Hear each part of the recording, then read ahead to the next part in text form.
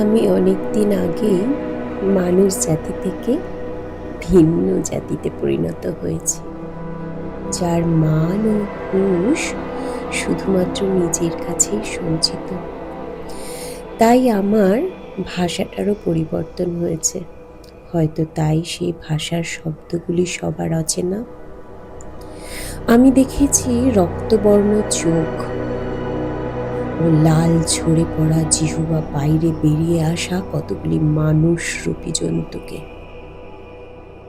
আমি দেখেছি এক সময় ঢলে পড়া, বাড়াবাড়ি গায়ে পড়া মিশা কতগুলি অভিনেতাকে আস্তে আস্তে সরে যেতে। প্রতিদিনের রং বেরঙের নাটক দেখে আমার মজায় সময় কাটে। শ্বেতপাথর ও কালো রাতের শীতলতা বড্ড বেশি প্রিয় যে।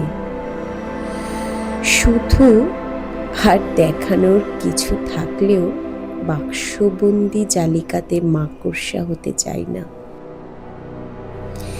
কীটপতঙ্গ হতে আর ভাল লাগে না। তাই আমার উন্নতি আছে শুধু শান্তিতে। ততটুকুই থাক।